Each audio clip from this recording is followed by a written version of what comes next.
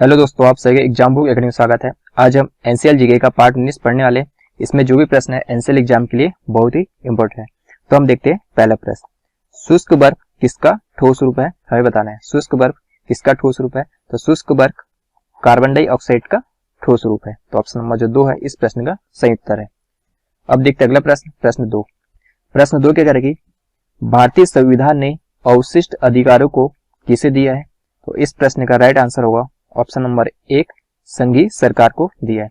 भारतीय संविधान ने अवशिष्ट अधिकारों को संघीय सरकार को दिया है। अब देखते हैं अगला प्रश्न, प्रश्न 3।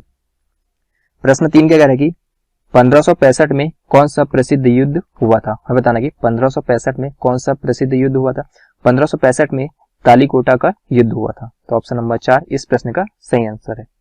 अब देखते हैं अगला प्रश्न, प्रश्न 4। प्रश्न 4 क्या कह रहा है कि कृष्णा नदी पर निम्नलिखित में से कौन सा बांध निर्मित किया गया है? हमें बताना कि कृष्णा नदी पर निम्नलिखित में से कौन सा बांध निर्मित किया गया है। कृष्णा नदी पर श्रीशैलम बांध बनाया गया है। तो ऑप्शन नंबर 3 इस प्रश्न का सही आंसर है। अब देखते हैं अगला प्रश्न, प्रश्न 5। दूध को दही से स्कंदित करने वाला एंजाइम है। हमें बताना कि दूध को दही से स्कंदित करने वाला एंजाइम कौन सा है। तो इस प्रश्न का जो राइट आंसर है ऑप्शन नंबर 1, रेनिन। दूध को दही से स्कंदित करने वाला एंजाइम रेनिन है। अब देखते हैं अगला प्रश्न, प्रश्न 6। प्रश्न 6 क्या कह रहा है कि अखिल भारतीय सेवाओं के सृजन की शक्ति किसे प्राप्त है? हमें बताना कि अखिल भारतीय सेवाओं के सृजन की शक्ति किसे प्राप्त है। तो यह शक्ति संसद को प्राप्त है। किसे प्राप्त है? तो यह शक्ति संसद को प्राप्त है। ऑप्शन नंबर 2 इस प्रश्न का सही उत्तर है। अब देखते हैं अगला प्रश्न, प्रश्न 7। प्रश्न 7 क्या कह रहा है कि तुलसीदास किसके समकालीन थे? हमें बताना कि तुलसीदास किसके समकालीन थे। तुलसीदास अकबर तथा जहांगीर के समकालीन थे। इस प्रश्न का राइट आंसर होगा ऑप्शन नंबर 1। अब देखते हैं अगला प्रश्न, प्रश्न 8। प्रश्न 8 क्या कह रहा है कि रिहंद बांध परियोजना से किन राज्यों की सिंचाई होती है? हम बताने की रिहंद बांध परियोजना से किन राज्यों की सिंचाई होती है। तो रिहंद बांध परियोजना से उत्तर प्रदेश और बिहार राज्यों की सिंचाई होती है। तो ऑप्शन नंबर 3 इस प्रश्न का करेक्ट आंसर है। अब देखते हैं अगला प्रश्न, प्रश्न 9। प्रश्न 9 क्या करेगी? ठीक 0 डिग्री सेल्सियस पर कटोरे में रखे बर्फ और पानी में क्या परिवर्तन आएंगे? हमें बताना कि ठीक 0 डिग्री सेल्सियस पर कटोरे में रखे बर्फ और पानी में क्या परिवर्तन आएंगे। तो इस प्रश्न का राइट आंसर होगा ऑप्शन नंबर 2, सारा पानी बर्फ बन जाएगा। अब देखते हैं अगला प्रश्न, प्रश्न 10। प्रश्न 10 क्या कह रहा है कि भारत में कौन सी प्रणाली है? हमें बताना है भारत में कौन सी प्रणाली है। तो इस प्रश्न का राइट आंसर होगा ऑप्शन नंबर 1, संसदीय प्रणाली।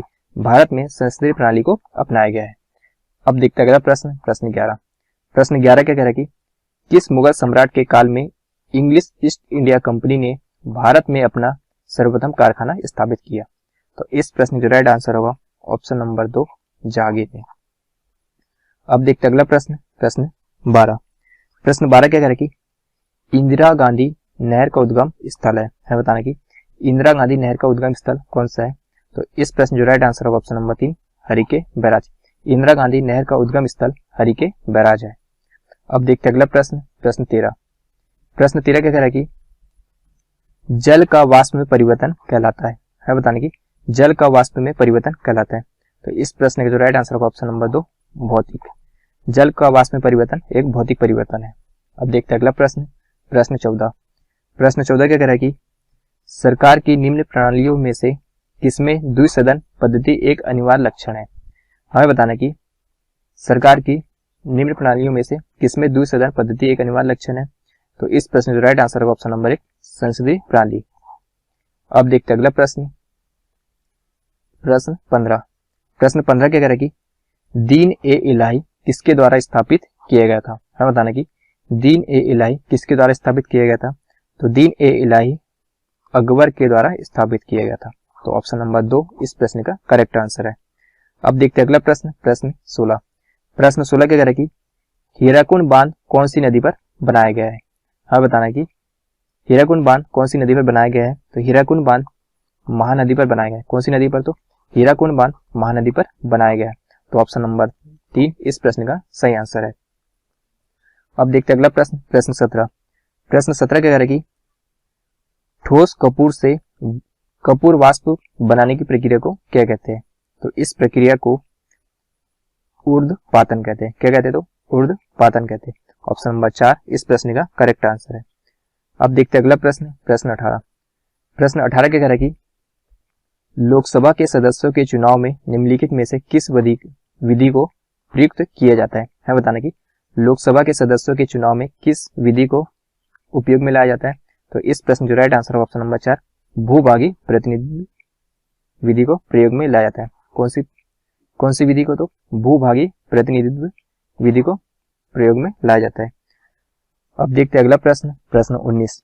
प्रश्न 19 क्या कह रहा है कि किसके शासनकाल में तुलसीदास ने रामचरितमानस लिखी है? बताना कि किसके शासनकाल में तुलसीदास ने रामचरितमानस लिखी? तो इस प्रश्न जो राइट आंसर होगा ऑप्शन नंबर 2 अकबर। अकबर के शासनकाल में तुलसीदास ने रामचरितमानस लिखी थी। अब देखते हैं अगला प्रश्न, प्रश्न 20। प्रश्न 20 क्या कह रहा है कि भारत का प्रथम मुगल बादशाह कौन था? हाँ बताना कि भारत का प्रथम मुगल बादशाह कौन था? तो इस प्रश्न का राइट आंसर होगा ऑप्शन नंबर 3 बाबर। भारत का प्रथम मुगल बादशाह बाबर था। अब देखते हैं अगला प्रश्न, प्रश्न 21। प्रश्न 21 क्या कह रहा है कि निम्नांकित में से कौन भारत का सबसे पुराना जल शक्ति उत्पादन केंद्र है? बताने की निम्नलिखित में से कौन भारत का सबसे पुराना जल शक्ति उत्पादन केंद्र है?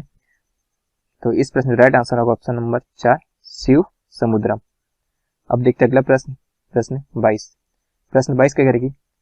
समुद्री जल को किस प्रक्रिया द्वारा शुद्ध किया जा सकता है? बताने की समुद्री जल को किस प्रक्रिया के द्वारा शुद्ध किया जा सकता है? तो इस प्रश्न जो राइट आंसर होगा ऑप्शन नंबर 4 उत्क्रम परासरण प्रक्रिया द्वारा। समुद्री जल को उत्क्रम परासरण प्रक्रिया द्वारा शुद्ध किया जा सकता है। अब देखते हैं अगला प्रश्न, प्रश्न 23। प्रश्न 23 क्या कह रहा है कि लोकसभा के प्रथम अध्यक्ष कौन थे? हाँ बताने की लोकसभा के प्रथम अध्यक्ष कौन थे? लोकसभा के प्रथम अध्यक्ष जी.वी. मौलंकर थे। कौन थे? जी.वी. मौलंकर थे। तो ऑप्शन नंबर 4 इस प्रश्न का सही उत्तर है। अब देखते हैं अगला प्रश्न, प्रश्न 24। प्रश्न 24 क्या कह रहा है कि तुलबुल परियोजना का संबंध है बताने की तुलबुल परियोजना का संबंध है। तो इस प्रश्न जो राइट आंसर है ऑप्शन नंबर 3 झेलम नदी से। तुलबुल परियोजना का संबंध झेलम नदी से है। अब देखते हैं अगला प्रश्न, प्रश्न 25। प्रश्न 25 क्या कह रहा है कि गंडक परियोजना किन दो राज्यों की संयुक्त परियोजना है? बताना कि गंडक परियोजना किन दो राज्यों की संयुक्त परियोजना है? तो इस प्रश्न का जो राइट आंसर होगा ऑप्शन नंबर 1 बिहार व उत्तर प्रदेश की। गंडक परियोजना बिहार व उत्तर प्रदेश राज्य की संयुक्त परियोजना है। तो यह था हमारा एनसीएल जीके का पार्ट 19। इसमें हमने 25 प्रश्न देखे जो एनसीएल एग्जाम के लिए बहुत ही इंपॉर्टेंट है। यदि यह क्लास आपको पसंद आई तो इस चैनल को सब्सक्राइब करें।